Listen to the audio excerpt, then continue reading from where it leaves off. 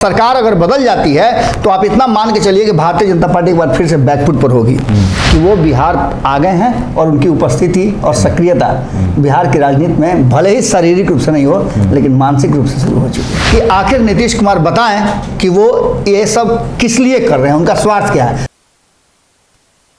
नमस्कार, आप देख रहे हैं रातों रात, जहां दिन भर की जो बड़ी खबर होती है और उस खबर का जो आने वाले 2-3 दिनों में या लंबे वक्त तक असर रहता है उस पर खबरों का विश्लेषण होता है। हमारे साथ बाबा हैं जो खबरों का विश्लेषण करेंगे। बता दें कि लोकसभा चुनाव तो 10-11 महीने होने बाकी हैं, लेकिन तैयारियां पूरी हो गई हैं। जातीय समीकरण साधने की तैयारी हो चुकी है। इसी बीच लालू यादव पटना आ चुके हैं और अब एक बड़ा मास्टर स्ट्रोक खेला है। ऐसा मास्टर स्ट्रोक खेला है जिस मास्टर स्ट्रोक की वजह से एनडीए की बेचैनी जो है वो बढ़ेगी। कहा जा रहा है कि दिल्ली की जो रेस है वो शुरू हो चुकी है। तमाम फैसले जो है लिए जा रहे हैं और खबर आपको पता ही होगा कि 17-18 मई को बड़ी बैठक होने वाली है।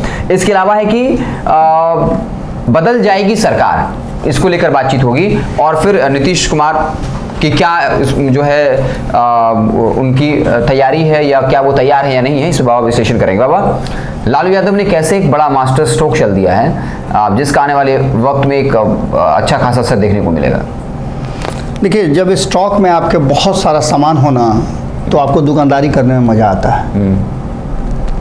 दुकान में जब सामान भरा हुआ हो तो ग्राहक किसी भी चीज के लिए आएगा, आपके पास उपलब्ध है, ये नहीं लेगा दूसरा दीजिएगा। लालू प्रसाद इस तरह की राजनीति के लिए जाने जाते हैं और पिछले 30 वर्षों से 30-32 वर्षों से जिस तरह की राजनीति बिहार में हो रही है, अगर 2005 से लेकर के 2010 की बात छोड़ दे तो नीतीश कुमार हमेशा लालू प्रसाद के दम पर ही सरकार में रहे हैं, चाहे वो भाजपा के साथ रहे हों या भाजपा के बिना रहे हों, क्योंकि लालू का डर दिखा दिखा करके ही वो सरकार में बने रहे हैं। अब जो वर्तमान स्थिति बनी है उसमें आपने पूछा कि लालू का मास्टर स्ट्रोक क्या है। लालू प्रसाद ने नीतीश कुमार को देश में एक बड़े, कहा जा रहा है, गठबंधन बनाने के लिए उनको आगे बढ़ा दिया है। तो फिर बिहार में क्या होगा? बिहार में आप देख रहे हो कि जहां नीतीश कुमार एक तरफ विपक्ष को एकजुट करने में लगे हुए देश भर में, वहां उनकी पार्टी में धीरे धीरे करके सरकने का काम चल रहा है और आरजेडी अपने आप को मजबूत करती नजर आ रही है। चाहे वो अलग अलग जातीय समीकरण की बात कर लें, चुनाव के समय में आरजेडी दूसरा होती है, चुनाव के बाद दूसरा होती है। लालू प्रसाद कुछ और कहते हैं और तेजस्वी यादव का रणनीति कुछ और है। यानी कि किस तरह से चक्रव्यूह में रख करके और बिहार के लोगों को अपने पाले में किया जाए और अपना वोट बैंक सुरक्षित रखा जाए, ये तरीका लालू प्रसाद अच्छी तरह से जानते हैं। अब आप कहेंगे कि इतनी बड़ी भूमिका क्यों? तो MY की पार्टी है, इससे इनकार तो आप नहीं कर सकते हैं। सबसे बड़ा अभी जो विवाद है वो 2 ही मुद्दे पर विवाद है। एक, सवर्णों का वोट किसके तरफ जाएगा और दूसरा OBC EBC का क्या होगा। अब OBC की जब बात करते हैं आप तो सीधे लालू प्रसाद पर उंगली जाती है कि वो OBC में 27% वाले में सबसे अधिक प्रतिशत उन्हीं की जाति का है। तो ऐसी स्थिति में बाकी के लोगों का क्या होगा? तो बाकी लोग तो लगातार कह रहे हैं कि भाई हमको प्रतिनिधित्व तो नहीं मिला। आपने देखा कि कल ही विद्यापति चंद्रवंशी आए हुए थे। उन्होंने संपादक नमन मिश्रा जी के साथ पंचनामा में बहुत सारी बातें कही। उन्होंने कहा कि हमारे समाज को प्रतिनिधित्व नहीं मिला, अति पिछड़ों को प्रतिनिधित्व नहीं मिला। हम सिर्फ पालकी ढोने के लिए तैयार नहीं हैं, हमें भी बिल्कुल हमें भी हमारा प्रतिनिधित्व चाहिए और इसके लिए हम लोग कमर कस लिए हैं। उन्होंने ये भी बात कही कि उनकी मुकेश सहनी से मुलाकात कहीं ना कहीं बिहार की राजनीति में बड़ा ट्विस्ट लाने वाली है। वो इस बात के लिए पूरी तरह से डिटरमाइंड है कि उन लोगों को भुला करके कोई भी चाहे तो बिहार में सत्ता में काबिज नहीं हो सकता है। लेकिन जहां तक लालू प्रसाद के मास्टर स्ट्रोक की बात है तो एक तरफ आपने देखा कि कैसे सुधाकर सिंह को मंत्रिमंडल से बाहर करा करके राजपूतों को नाराज किया गया, तो दूसरी तरफ आपने देखा कि राजपूत समाज से आने वाले आनंद मोहन को रिहा कराया गया। यानी राजपूतों के वोट बैंक पर जैसे ही नीतीश कुमार ने दबिश बनाना शुरू किया, अपने तरफ खींचने का कोशिश किया, वैसे ही लालू प्रसाद ने एक बड़ा गेम खेल दिया और तमिलनाडु के पूर्व DGP करुणा सागर को अपनी पार्टी में मिलाया। आपसे बातचीत के दौरान बहुत सारी बातें उन्होंने कही थी कि वो विशुद्ध राजनीति करने के लिए आए हैं और इस राजनीति में जो भी जिम्मेवारी उनको मिलेगी उसको पूरा करेंगे। उन्हें राष्ट्रीय प्रवक्ता बनाया गया है। अब आप इस बात को समझ सकते हैं कि दो सवर्ण राष्ट्रीय प्रवक्ता में हो गए, एक मनोज झा और दूसरे करुणा सागर। A to Z की पार्टी तेजस्वी यादव कहते हैं तो ये एक बड़ा मास्टर स्ट्रोक है। और इसके साथ साथ भूमिहारों का रुझान आपने देखा ही होगा कि बोचहा चुनाव में किधर शिफ्ट किया था। भूमिहारों ने खुल करके सपोर्ट कर दिया था तेजस्वी यादव को। तो ऐसी स्थिति में ये लालू प्रसाद का मास्टर स्ट्रोक है और इस मास्टर स्ट्रोक से कहीं ना कहीं लालू प्रसाद ने ये बता दिया है कि वो बिहार आ गए हैं और उनकी उपस्थिति और सक्रियता बिहार की राजनीति में भले ही शारीरिक रूप से नहीं हो लेकिन मानसिक रूप से शुरू हो चुकी है। जी। और एक और बाबा खबर चल रही है कि कुर्सी बदलने की बात हो रही है। नीतीश जी तैयार हैं या नहीं, इसको लेकर भी चर्चा है। क्या इसको लेकर खबर है बाबा? देखिए, सबसे पहले तो आपको ये देखना होगा कि नीतीश कुमार तैयार हैं कि नहीं हैं कुर्सी छोड़ने के लिए। इनसे पहले आपको देखना होगा कि दिल्ली की रेस जो शुरू हो गई है, उस दिल्ली की रेस में कौन कितने पानी में है, ये देखना बहुत जरूरी हो जाएगा। तो दिल्ली के रेस में अभी तक तेजस्वी यादव उनकी पार्टी तो नहीं है, लीड तो कर रहे हैं नीतीश कुमार। और नीतीश कुमार के पास 16 सीटें हैं, तो सीधे तौर पे उनकी लड़ाई भारतीय जनता पार्टी से है। क्योंकि भारतीय जनता पार्टी 17 सीटें लेकर के एक नंबर की पार्टी अगर है बिहार में, तो दूसरे नंबर पर नीतीश कुमार है और उसकी लड़ाई तो नीतीश कुमार से ही होनी है, क्योंकि तेजस्वी यादव के पास तो एक सीट है नहीं।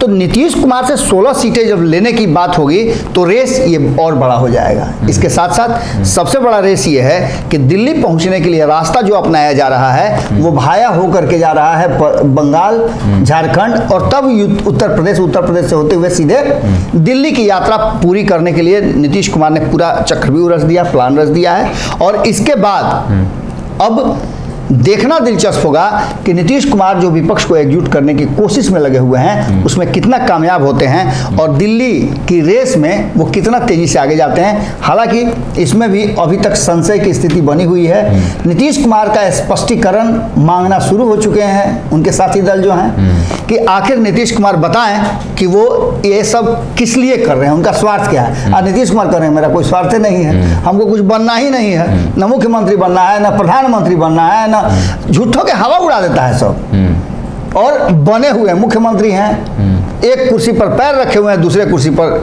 आगे बढ़ाए हुए हैं कि हमको दोनों चाहिए, एक से उतरे तो दूसरा पर पैर मेरा चला जाए। यानी कि आप समझ लीजिए कि दिल्ली की रेस में नीतीश कुमार पूरी तरह से पिल गए हैं। कितना कामयाब होते हैं ये एक अलग बात हो सकती है। और ताजपोशी को लेकर क्या कुछ खबर है? देखिए, सबसे पहले तो ताजपोशी की बात अगर करें तो ताजपोशी की कल भी हमने चर्चा की थी, लेकिन आज हम चाहेंगे कि उस चीज़ को लेकर के सरकार जो बदलने वाली है हम उस पर चर्चा करें। जब हम खबर कर रहे हैं उस समय पूरा देश जो है इंतजार कर रहा है कि आखिर होगा क्या। आज कर्नाटक का चुनाव परिणाम आने वाला है जी। और जब कर्नाटक का चुनाव परिणाम आएगा उससे पहले भारतीय जनता पार्टी को एक झटका पहले लग चुका है एग्जिट पोल में। हमने एग्जिट पोल बड़ी विस्तार से बताया था और एग्जिट पोल में दक्षिण में 90% जो एग्जिट पोल आए हैं उसमें से ये साफ नजर आ रहा है कि भारतीय जनता पार्टी को दक्षिण के राज्य कर्नाटका में जबरदस्त झटका लगने वाला है। और अगर ये एग्जिट पोल सच हो गए तो एक राज्य भारतीय जनता पार्टी के हाथ से निकल जाएगा और यहाँ भाजपा विरोधी गुट को एक लीडिंग पॉइंट मिल जाएगा। तो ये सबसे बड़ी बात है। और सरकार अगर बदल जाती है तो आप इतना मान के चलिए कि भारतीय जनता पार्टी एक बार फिर से बैकफुट पर होगी।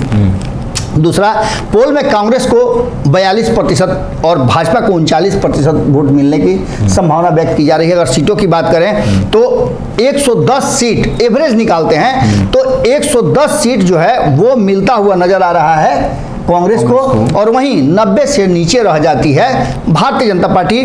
तो दूसरी तरफ 22 सीट लेकर के जेडीएस भी किसी न किसी खेमे का हिस्सा बन सकती है। इन सीटों में 10 से 15 सीटों का स्विफ्ट हो सकता है, इधर स्विच हो जाए या उधर स्विच हो जाए। तो इसको लेकर के, इस स्विंग को लेकर के भी तैयारियां चल रही हैं। वहीं आपको बता दें कि सबसे बड़ी बात यह है कि इस बार विपक्ष को एकजुट करने की कवायद तो जरूर चल रही है, लेकिन चुनाव प्रचार में कांग्रेस का हेल्प करने के लिए विपक्ष के नेता नहीं गए, जबकि कांग्रेस ने अपने सहयोगी दलों को बुलाया है। इन सारी बातों को लेकर के सरकार बदलेगी, इस बात की चर्चा शुरू हो गई है। तो निश्चित रूप से एक चर्चा और शुरू हो जाएगी कि जब सरकार बदलेगी तो बिहार में क्या होगा। क्या इस उत्साह में और भाजपा के कर्नाटक में मात खाने के बाद नीतीश कुमार अपनी कुर्सी त्याग करके उसके लिए तैयार हो जाएंगे और आगे के लिए जो बड़ी लड़ाई है उस लड़ाई के लिए अपनी उपस्थिति दर्ज करेंगे बिहार को छोड़ करके देश के राजनीति के लिए। ये एक बड़ा सवाल है। चलिए, तो आपको हमारी बातचीत कैसी लगी, अपनी राय कमेंट बॉक्स में ज़रूर दीजिएगा।